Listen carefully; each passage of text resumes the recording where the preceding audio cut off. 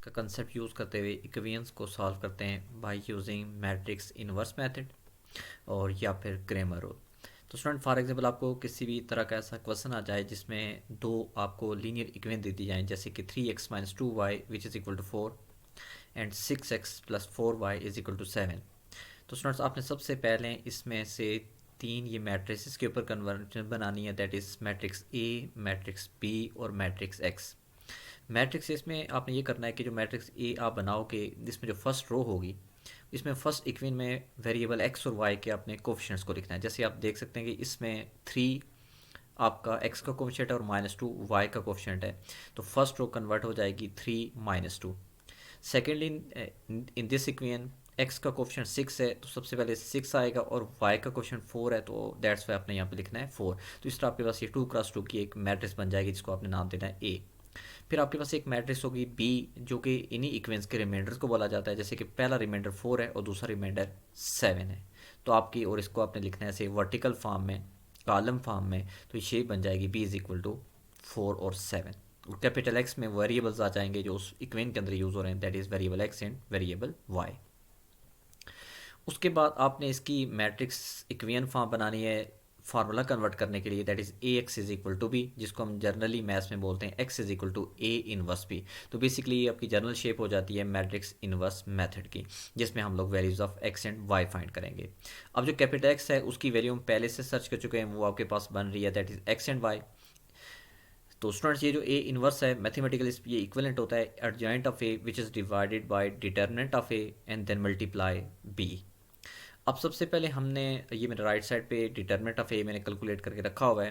Determinant of ए की जो definition है वो बेसिकली उसका फार्मूला होता है A D minus B C. Means कि आप जब ये जो मैट्रिक्स आपको नज़र आ रही है इसमें सबसे पहले आप 3 को 4 से मल्टीप्लाई करेंगे, और ये मस्ट ऐसे ही है अकॉर्डिंग टू द डेफिनेशन कि फर्स्ट आपने ए को डी से मल्टीप्लाई करना है। तो व्हेन वी मल्टीप्लाई 3 विद 4 और उसको अपने ब्रैकेट में लिख दिया, देन माइनस ये फार्मूले से रिलेटेड आ जाएगा, and then we have multiply the second diagonal -2 with 6। तो ये मैंने लिख दिया -26। जब इसको आप सॉल्व करेंगे तो 4 into 3 12, minus into minus plus हो जाएगा, और 2 into 6 that is equal to 12, और टोटल बन जाएगा 24। तो ये आपका डिटर्मिनेंट आ गया है। उसके बाद आपने करना ये कि ये जो आपने फार्मूला जो कन्वर्ट किया है capital X which is equal to adjoint of A over determinant of A multiply भी, इसमें आपने ये सारी वैल्यूज़ पुट करनी है। तो सबसे पहले हम लोग जब आप देख सकते हैं कि एडजॉइंट ऑफ ए की बात करें तो एडजॉइंट की डेफिनेशन ये होती है कि स्टूडेंट्स के इन दोनों टर्म्स ये 3 4 आपको जो नजर आ रही हैं इनकी इंटरचेंजिंग करनी है, मीन्स कि इनकी जगह को चेंज कर देना है। तो ये बन जाएगा 4 और 3।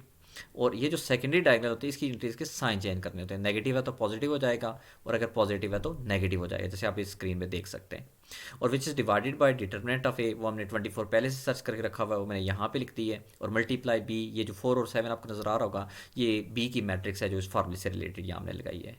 अब हमने करना ये है कि पहले इन दोनों मैट्रिक्स को आपसे मल्टीप्लाई करना है और एंड पे आपने 24 से इसको डिवाइड कर देना है। तो जब मल्टीप्लाई करेंगे तो मल्टीप्लाई का रूल अलबत्ता आप सुन लें कि जब आप मल्टीप्लाई करते हैं दो मैट्रिक्स को तो उसका रूल ये होता है कि we have to multiply first row with first column. तो means first row first column का मतलब ये होता है कि पहला नंबर पहले से मल्टीप्लाई होगा, दूसरा नंबर दूसरे से। तो आप देख सकते हैं व्हेन वी मल्टीप्लाई 4 विद 4 तो आपके पास रिजल्ट आ जाएगा 16, and then we multiply 2 with 7 then we get +14। यहाँ स्टूडेंट्स एक चीज़ आपने ख्याल रखनी है कि +14 इसलिए क्योंकि आपने +2 को +7 से मल्टीप्लाई किया है। इन केस आप जिन दो टर्म्स को मल्टीप्लाई करें उनके साइंस भी मल्टीप्लाई करते हैं, अगर किसी के साथ माइनस आ जाए तो फिर आपने माइनस के साथ अटैचमेंट में लिखना होता है।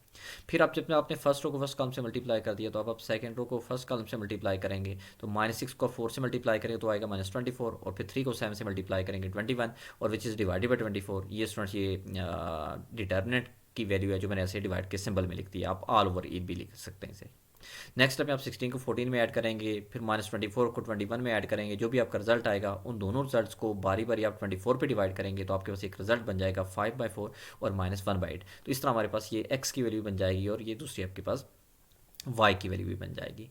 फिर हमने यही मैंने क्वेश्चन इसको सॉल्व किया by using second method that is known as Cramer rule. Means कि इन केस आपके पास अगर क्वेश्चन ऐसा आ जाता पेपर में कि मैट्रिक्स यही दी जाती है, इक्वेशंस यही दी जाती हैं और आपको सॉल्व करना पड़ जाए क्रेमर से, तो क्लास क्रेमर के लिए आपको ये दो फार्मूलाज के ऊपर काम करना पड़ेगा।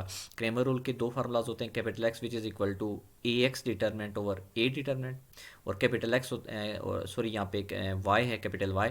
तो जब आप वाई के ऊपर काम करेंगे तो वो हो जाएगा A Y determinant over A determinant. तो स्टूडेंट इसमें जो ए एक्स की जो कंडीशन है, ए एक्स मीन्स कि आपने ये जो मैट्रिक्स आपके पास ए, ये टॉप पे मैं आपको जो दिखा रहा हूँ, इसमें आपने कॉलम नंबर 1 को रिप्लेस करना है विद कॉलम नंबर बी के साथ। तो जब आप कॉलम नंबर 1 को कॉलम नंबर बी के साथ रिप्लेस करेंगे तो आपकी शेप ये देख सकते हैं बन चुकी है 4 और 7। कॉलम बी जो है आपका, जो सेकंड कॉलम है मीन्स, ये आपका एज इट इज़ रहेगा और डिवाइडेड बाय ए डिटरमिनेंट, तो वो वही चलेगा जो आपने पहले से सर्च करके रखा हुआ है, दैट इज़ 24।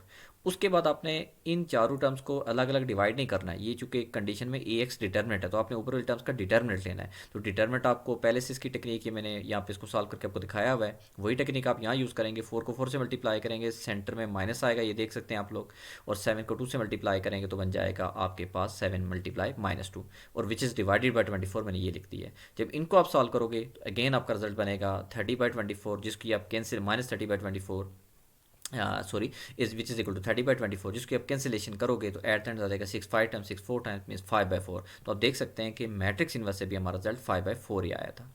सिमिलरली जब आप वाई पे काम करेंगे, सॉरी ये वाई है, तो ए वाई डिटर्मिनेट ओवर ए डिटर्मिनेट होगा। तो ए वाई मीन्स के ये जो मैट्रिक्स में ऊपर आपको क्रैसर से दिखा रहा हूँ, इसमें अपने अपने पहला कॉलम अब आपने चेंज नहीं करना है, अब आपने चेंज करना है दूसरा कॉलम। तो दूसरा कॉलम भी चेंज किससे होगा, कॉलम बी से।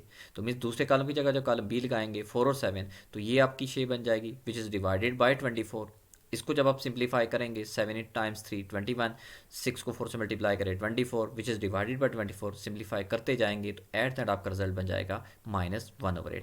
तो ये थोड़ी सी मैंने इन शॉर्ट सी दी है explanation about Cramer inverse rule. तो इन केस के आपके पास पेपर में कैलकुलेशन टाइप क्वेश्चन आ जाए तब भी आपने रूल इसी तरह अप्लाई करना है। इन केस कोई वर्ड प्रॉब्लम आ जाता है तो पहले स्टूडेंट्स आपको उस इक्वेशन की स्टेटमेंट को अंडरस्टैंड करते हुए इस तरह आपने 2 लीनियर इक्वेशंस बनानी है। उसके बाद सिमिलरली ये प्रोसेस आपका टिल एंड रिपीट करता जाएगा।